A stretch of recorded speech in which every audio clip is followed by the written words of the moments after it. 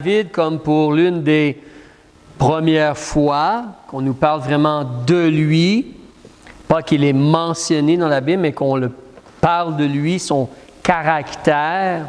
Alors le verset 18, s'il te plaît. Donc l'un des serviteurs de Saül répondit et dit, « Voici, j'ai vu un fils d'Isaïe. » Et en l'occurrence, c'est David. Le Bethléemite, parce qu'il vient de Bethléem, qui sait jouer comme de la harpe. C'est un homme fort et vaillant, un guerrier qui parle bien, bel homme, et l'Éternel est avec lui.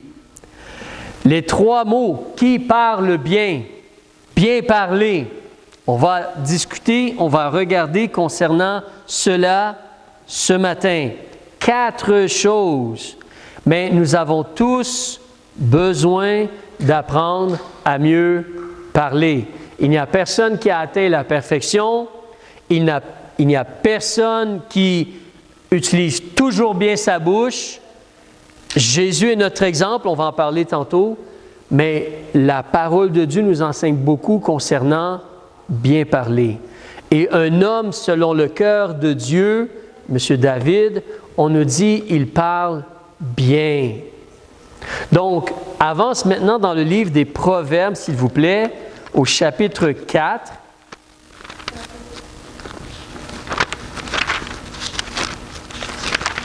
Proverbes, chapitre 4.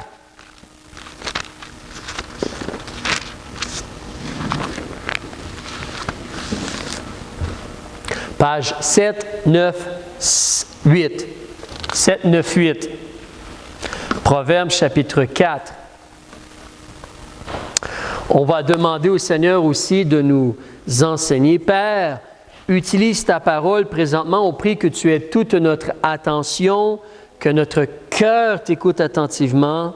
Donc, parle-nous, corrige-nous, rappelle-nous ce que tu désires pour nous.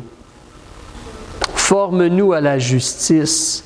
Aide-moi pour bien parler et que ton esprit nous convainque et qu'on veuille devenir des gens qui allons bien parler. Par le nom de Jésus-Christ. Amen. Amen. Chapitre 4, regardez au verset 24 avec moi. Donc, page 7, 9, 8. Proverbes, chapitre 4, verset 24. Éloigne de toi la perversité de la bouche et la fausseté des lèvres. Que tes yeux regardent droit et que tes paupières se dirigent devant toi. Balance le chemin de tes pieds. Fais attention comment tu agis, comment tu vas réagir. Balance le chemin de tes pieds afin que toutes tes voies, toute ta façon d'agir soit ferme. Ne te détourne ni à droite ni à gauche. Retire ton pied du mal. Mais reviens au verset 24. Si on parle de notre bouche, au verset 24, 2 choses sont mentionnées. La partie B, ou la dernière partie du verset, la fausseté des lèvres, c'est-à-dire des mensonges.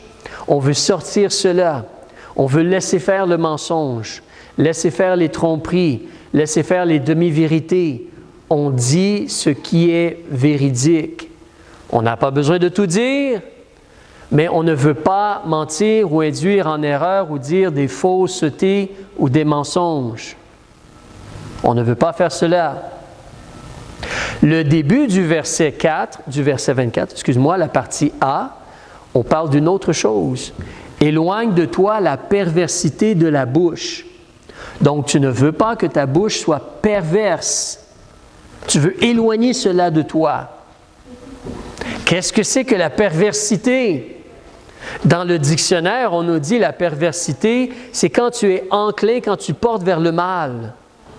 Quand tu te plais à mal faire des choses mauvaises, ou tu encourages les gens à faire des choses mauvaises.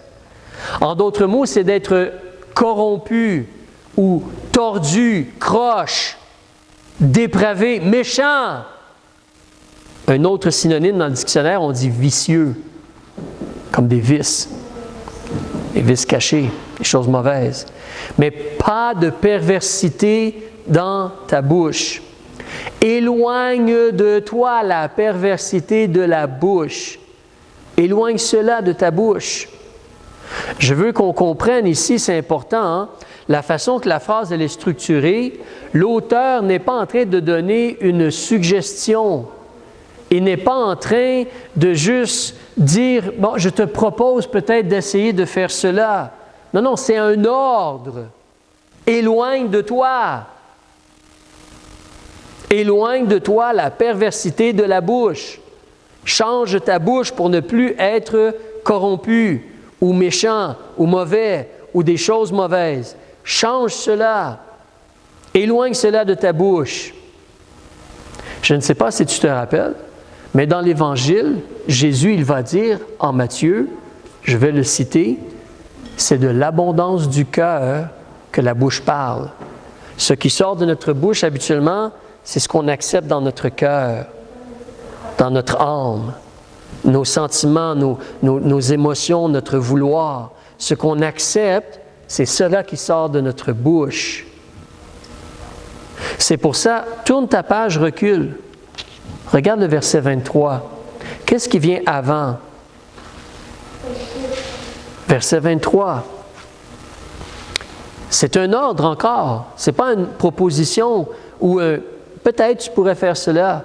C'est comme, garde ton cœur plus que toute autre chose qu'on garde, car c'est de lui que procèdent les sources de la vie.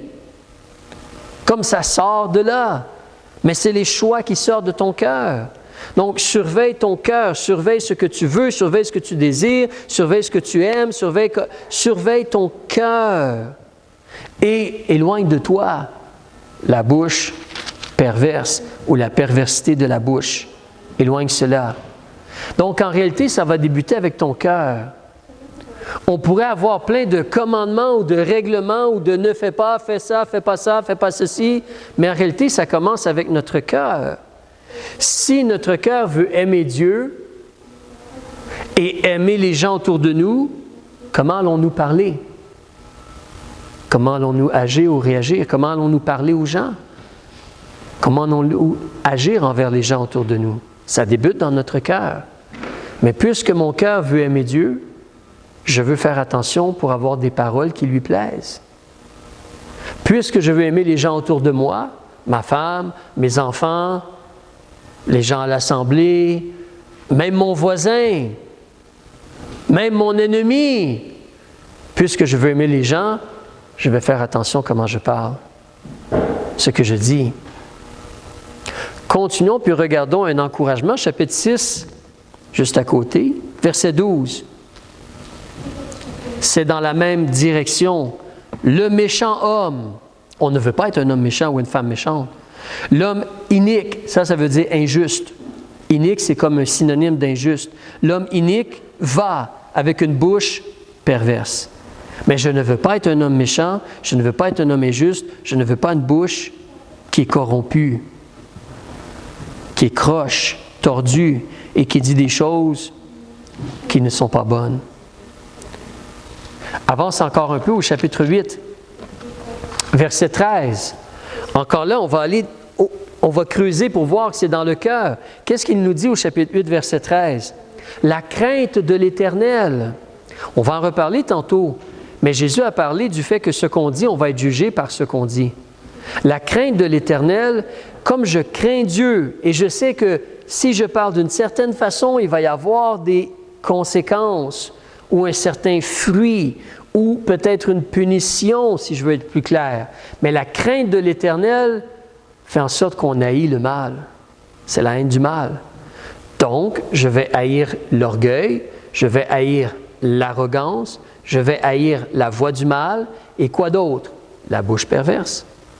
Je veux me séparer de les choses méchantes, corrompues, mauvaises. Je n'ai pas besoin de ça sur ma bouche. Je n'ai pas besoin de ça dans ma bouche. À un certain moment donné, j'ai travaillé à un endroit et il fallait faire un travail après les heures. Normalement, je travaillais seulement 2 jours, mais il devait déployer quelque chose en informatique où je travaillais Et mon patron a dit à la personne qui déployait, demande à Eric si c'est un bon travailleur, il va vraiment t'aider. Alors, il est venu me demander de l'aider. J'ai dit, d'accord, je vais rentrer, je vais t'aider ce soir-là pour t'aider. Mais quand on est entré travailler, c'est après les heures de travail, donc c'est un peu différent. Et il n'y a presque personne au boulot. On était tout seul dans l'édifice. Et donc, c'était comme les gens se permettaient certaines choses. Et là, il disait des choses, il parlait d'une façon, puis moi, je ne réagissais pas. Et à un moment donné, il s'est approché de moi et puis je lui ai dit, j'ai dit, tu peux parler comme cela si tu veux, mais moi, je ne vais pas te répondre ou rire avec toi de cette façon-là, et ainsi de suite. Et il a été surpris, puis il a dit, normalement, les gens aiment ça, les choses comme blablabla, blablabla. Non, moi, non. Garde ça pour toi, j'en veux pas. On va faire le travail, puis on va accomplir les choses. On peut être amis, mais garde tes paroles comme cela, j'en veux pas. Mais une bouche perverse. Alors, et c'était des jokes stupides et folles et des paroles ridicules. Alors, mais des paroles perverses. On va regarder une deuxième chose. Donc, premièrement, on veut faire attention de ne pas avoir une bouche corrompue, méchante ou mauvaise. Une deuxième chose, recule au chapitre 6. Là, c'est un peu différent, mais j'ai à cœur d'en parler. Chapitre 6, tu as déjà lu cela, verset 1. C'est une autre façon d'utiliser notre bouche, puis c'est important de réaliser le principe que Dieu veut nous enseigner ici, surtout quand on est jeune et moins jeune. Mon fils, si tu as cautionné ton prochain, comprenons, c'est quoi une caution? Une caution, c'est comme s'engager envers quelqu'un. Tu deviens responsable pour quelqu'un d'autre. Tu dis comme exemple, OK, regarde, si lui ne fait pas le paiement ou si lui ne fait pas la chose, moi je suis responsable pour lui là. Donc, si tu as cautionné ton prochain, si tu as répondu pour quelqu'un d'autre, tu deviens responsable pour l'autre personne. Là, tu es enlacé, tu es pris dans la corde, là. Tu es enlacé par les paroles de ta bouche parce que tu as dit, OK, c'est moi qui est responsable. Tu es pris par les paroles de ta bouche. Alors, verset 3, mon fils fait promptement. Il parle à son fils, c'est Salomon. Mais mon gars, vas-y vite, va là-bas, puis casse les choses, arrête cela, sors de cet engagement-là, dégage-toi, parce que là, tu es tombé entre les mains de ton prochain.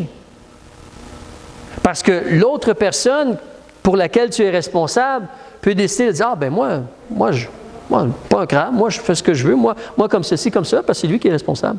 C'est lui là qui est responsable, c'est pas moi. Toi, tu deviens responsable pour lui. Sors de cela tout de suite. Sors. Va rapidement et dégage-toi. Là, tu es tombé entre les mains de ton prochain. Prosterne-toi et supplie ton prochain. Sors de l'engagement. Ne donne point de sommeil à tes yeux ni de repos à tes paupières. Dégage-toi comme le daim de la main du chasseur. D-A-I-M, daim. C'est un genre de chevreuil. Tu sais, quand le chevreuil est comme pris au piège, il se débat puis il veut vraiment se sauver. Ou comme un oiseau dans la main de l'oiseleur. Tu sais, quand un animal est comme plus ou moins pris, il va tout faire pour se débattre. Une fois, j'ai attrapé chez moi, pas ici où j'habite, donc tu peux venir chez moi, j'ai attrapé une souris sur une trappe collante. Vous savez, une trappe à souris, mais collante. La souris était collée sur la trappe. Et donc, dans la nuit, on entendait « oui, oui, oui ». Et mon épouse m'a demandé de m'occuper de cela. Moi, c'était comme « elle va mourir, puis je vais dormir, puis demain, je m'en occuperai ». Mais c'est comme « non ». Alors, je me suis levé, j'ai été voir pour... Et là, c'était comme, je voulais enlever la souffrance, je voulais tuer la souris. Elle s'est battue avec moi. Elle essayait de mordre le couteau quand moi, j'essayais de la tuer. Elle mordait le couteau. C'est comme, elle essayait de se débattre et de survivre. Alors, d'accord, on va arrêter. Mais, donc, tu veux vraiment te débattre et te dégager de cela.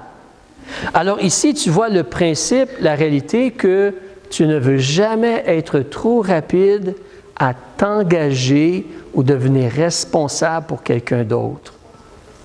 Ça, c'est extrêmement sage. Donc, si quelqu'un te dit « Hey, oui, top là, on est en affaires. » Wow, un instant. Un instant. C'est là qu'on va utiliser notre raison, on va réfléchir, on va analyser, on va regarder, on va vérifier comme il faut. Parce que sinon, tu es engagé. Tu es engagé. Peu importe ce que l'autre personne fait, toi, tu es engagé. Et là, ici, tu as pris comme caution, tu es responsable. Tu dois faire attention. Donc, c'est vraiment sérieux. Il faut faire attention, donc, dans notre engagement avec notre bouche. Regardons une troisième chose. Proverbes chapitre 12. On va juste détailler un peu et lire un peu dans les Proverbes. Verset 6, nos paroles. Chapitre 12, verset 6. Les paroles des méchants sont des embûches pour répandre le sang. On ne veut pas être des méchants qui ont des paroles qui font trébucher, tomber ou tuer les gens. On ne veut pas cela. À la place, la bouche des hommes droits va les délivrer. Ta bouche, comment tu parles, ça va être bon pour toi. Ça va être bon pour toi. Tu veux faire attention. Le verset 14 au chapitre 12. L'homme sera rassasié de bien, tu vas bien récolter par le fruit de ta bouche. Ce qu'on sème, on récolte, et c'est réel dans nos actions et c'est réel dans nos paroles. On va rendre à chacun selon l'œuvre de ses mains et selon que tu as parlé aussi. Fais attention. Pas seulement tu es engagé, tu es responsable, tu l'as dit publiquement, mais Dieu entend. Donc, comment tu parles? Une bouche corrompue, tu vas récolter. L'homme va être rassasié de bien par le fruit de sa bouche. Tourne ta page, regarde au chapitre 13, verset 2. C'est similaire. L'homme sera rassasié de bien par le fruit de sa bouche. Mais l'âme des perfides vit d'injustice. Un perfide, c'est quelqu'un qui n'est pas loyal. La personne qui est déloyale, elle se permet de faire des choses injustes. Tromper, tricher, couper les coins ronds. Mais tu vas être rassasié par le fruit de ta bouche.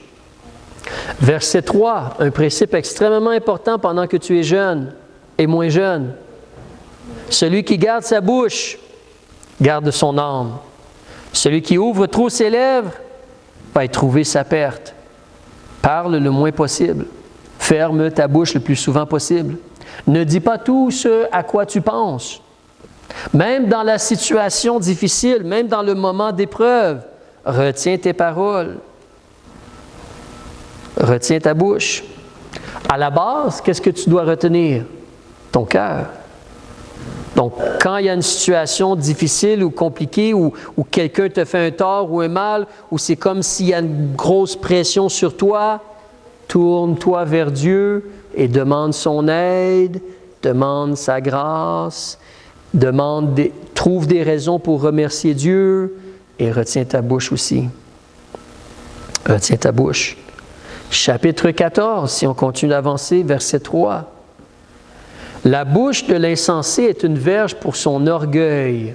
Vous avez déjà vu cela. Vous savez, des gens qui sont insensés, fous, comment est-ce que certains êtres humains agissent? Ils se servent de leur bouche comme une matraque. Ils se servent de leur bouche comme un marteau pour démolir les gens. C'est l'orgueil. L'orgueil les pousse à utiliser leur bouche pour descendre, pour détruire les gens. Ça, c'est un insensé qui fait cela. Mais on ne veut pas être comme cela. À la place, les lèvres des sages les gardent. Non. On fait attention. Il y a une façon de parler, il y a une façon de corriger, il y a une façon de reprendre quelqu'un, mais pas utiliser notre orgueil, notre bouche, comme une verge pour battre et frapper les gens.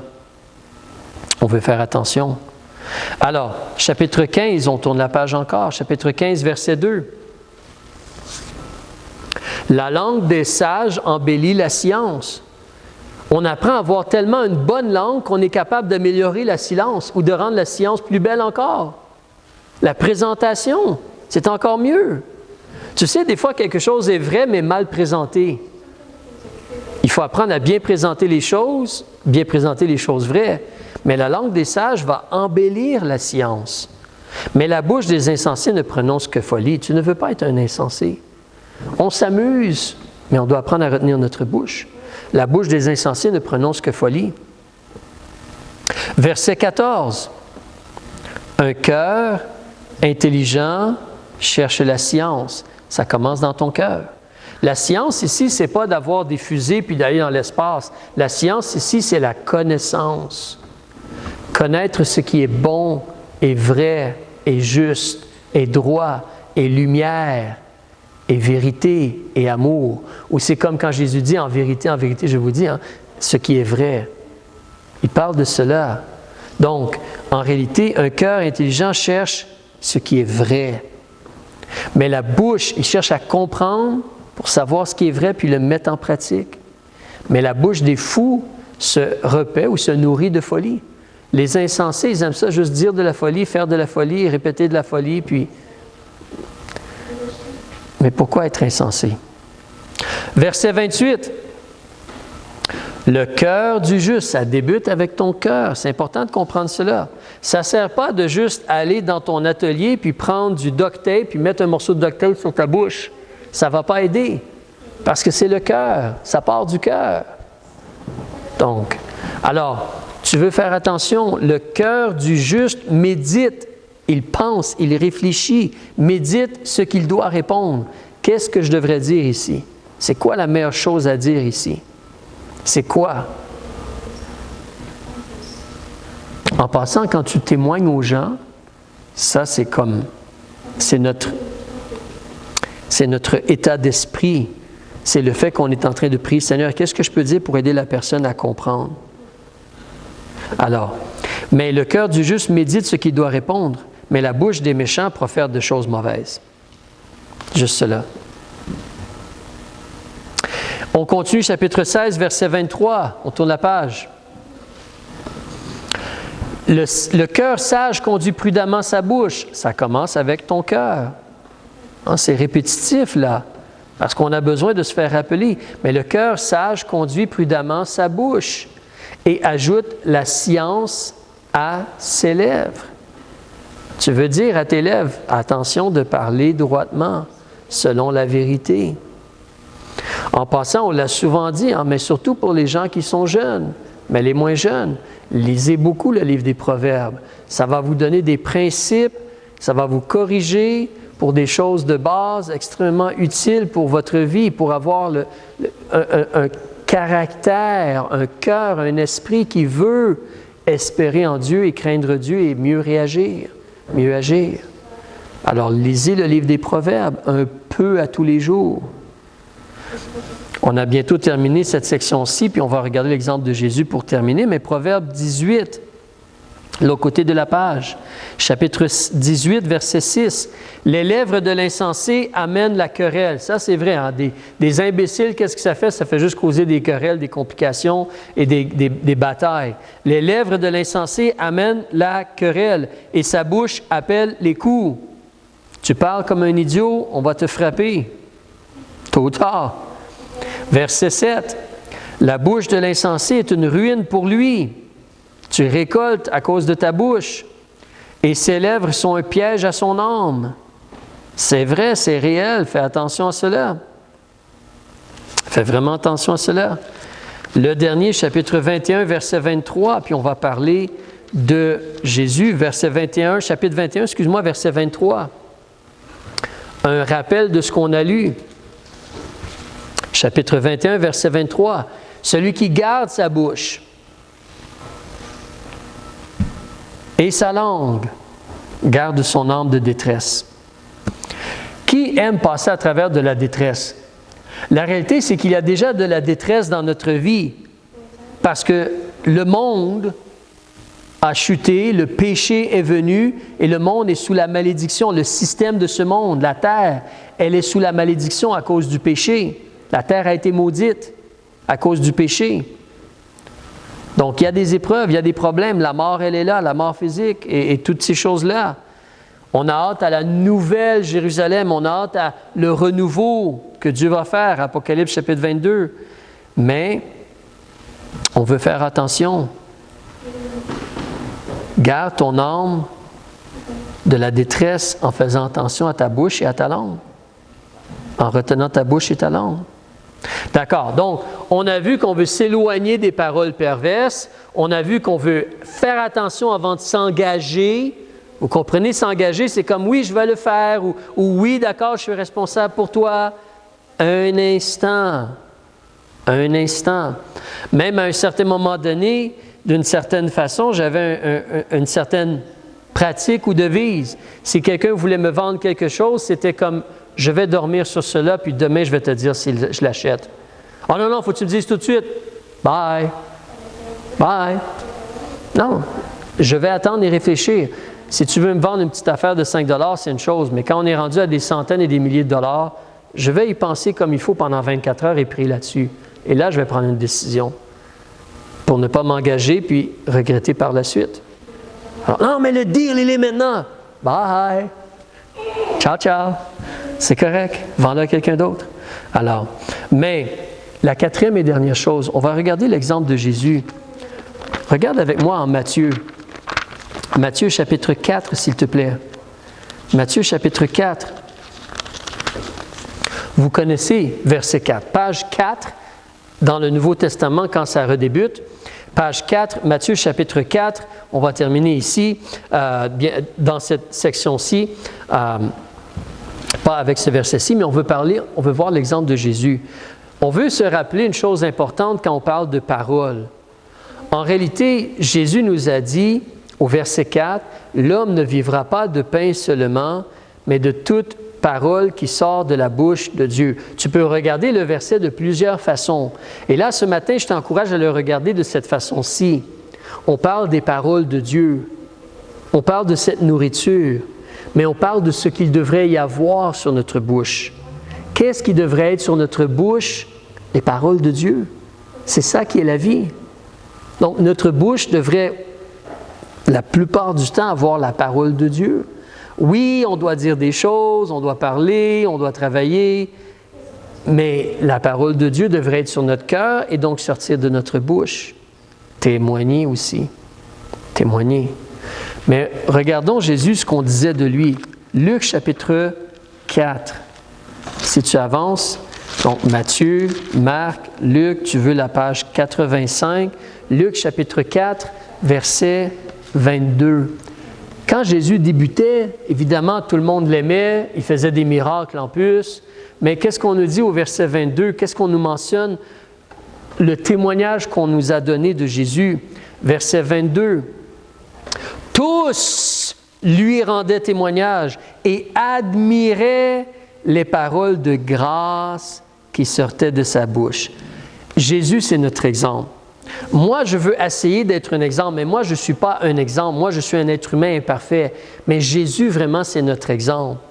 Et Jésus, les paroles de grâce qui sortaient de sa bouche, les paroles de faveur, de bénédiction qui sortaient de sa bouche.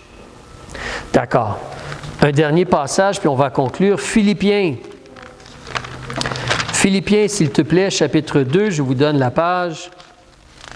Tu veux aller vers la page 280, s'il te plaît. Donc, on ne veut pas de paroles perverses. On veut attendre avant de s'engager et être sage dans ces choses-là.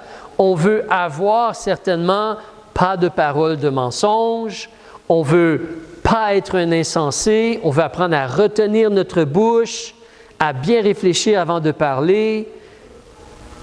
Ici, en Philippiens chapitre 2, verset 1. Écoutez les paroles et considérez surtout la personne de Jésus, parce qu'on va en parler au verset 5.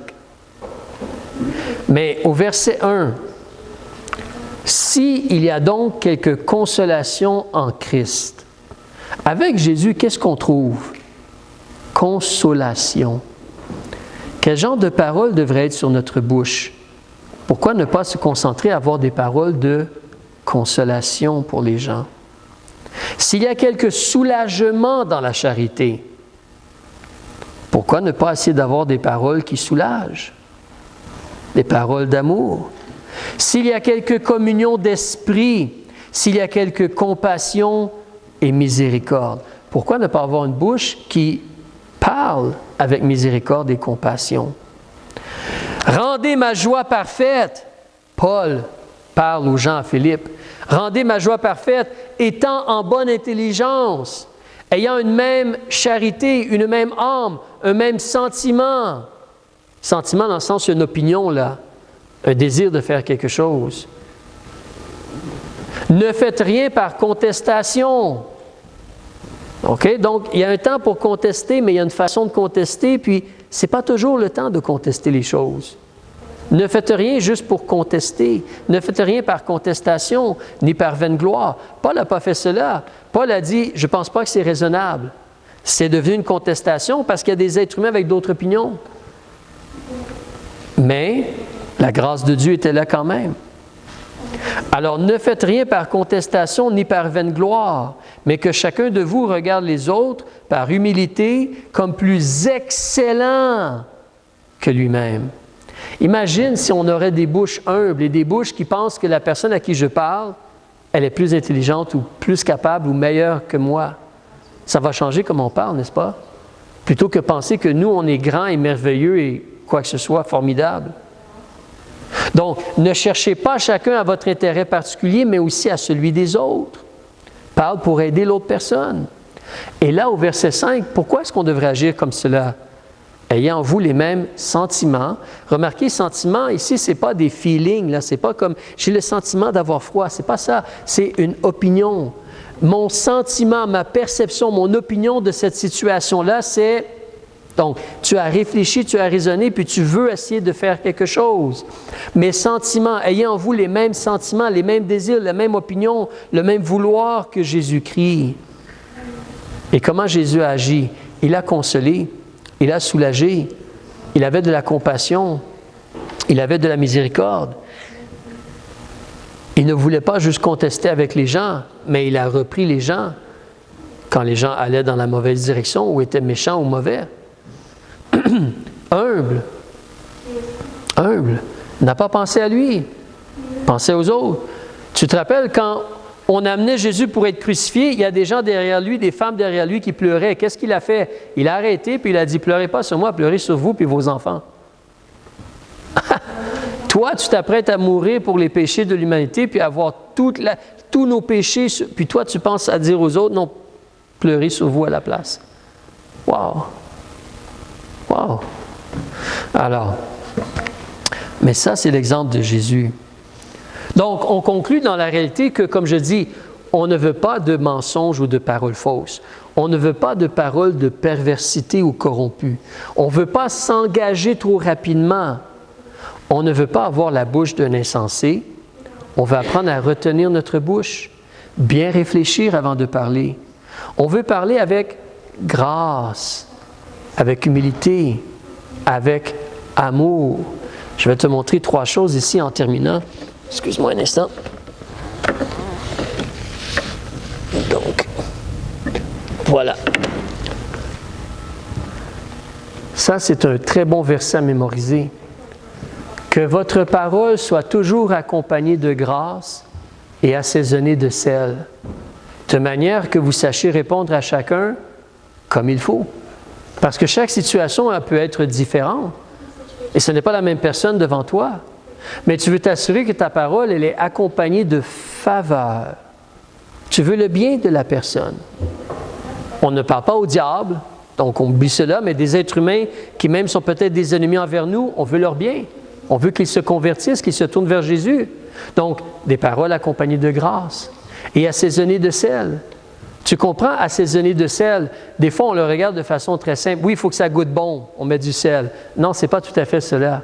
Il y a beaucoup plus que cela au sel. Alors, nous, on fonctionne un peu différemment, mais dans le temps, le sel servait à préserver de la corruption.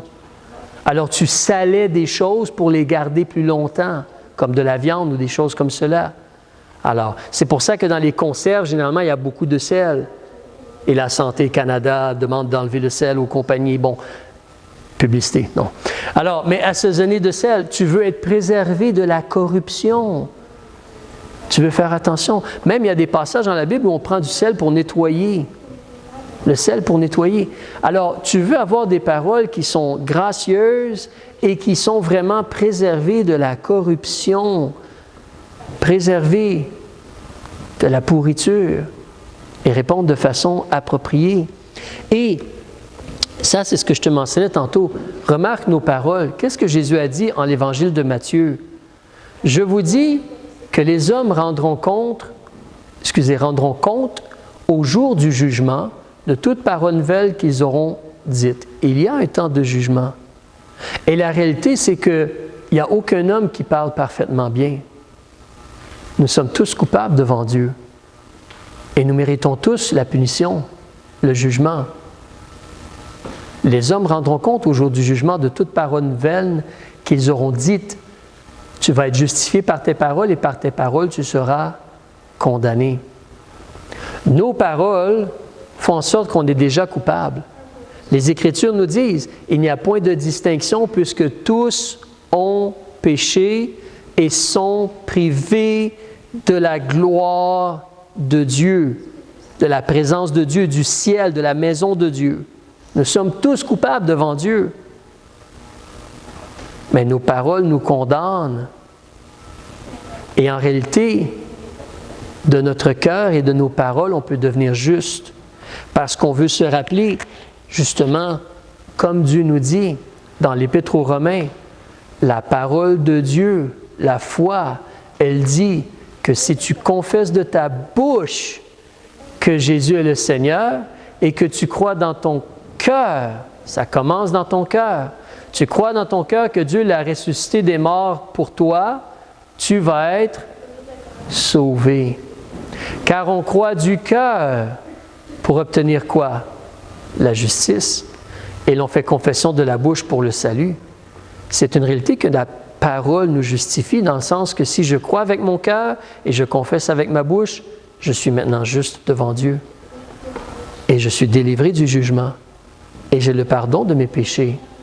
Mais c'est là que tu dois regarder ton cœur. Je peux te garantir, je peux te dire, les Écritures le mentionnent. Tu es coupable devant Dieu, tes paroles font en sorte que tu mérites le jugement. Et la seule façon d'être délivré, c'est cette réalité-là. Dieu, il a agi et Jésus a pris ta punition. Mais qu'est-ce qu'il y a dans ton cœur? Est-ce que tu acceptes la vérité que Jésus est mort à ta place? Est-ce que tu crois que Jésus a payé pour tes péchés? Est-ce que tu crois qu'il est ressuscité pour que tu deviennes juste? Pour que son sang puisse te laver? Et donc, est-ce que tu as cru dans ton cœur? Ça, je ne peux pas le voir. Ça, seulement Dieu peut voir ton cœur. Mais est-ce que tu as cru dans ton cœur? Et est-ce que tu as confessé de ta bouche? Ça, c'est comme une prière. Parce que justement, quelques versets après, on nous dit « Quiconque invoquera », c'est comme demander, le nom du Seigneur sera sauvé. De ta bouche, tu peux être justifié si tu demandes à Jésus, comme dans une prière, si tu demandes à Jésus de te sauver, il va te justifier. C'est pour ça, en terminant, je dis, ça commence dans ton cœur. Le plus important, as-tu compris que tu es coupable? As-tu compris que tu as besoin d'être sauvé? As-tu cru dans ton cœur et invoqué de ta bouche pour être sauvé, pour devenir juste devant Dieu? Et là, maintenant, dans ton cœur, décide que tu veux faire attention à ta bouche. Faire attention à ta bouche. On a besoin d'apprendre à mieux parler.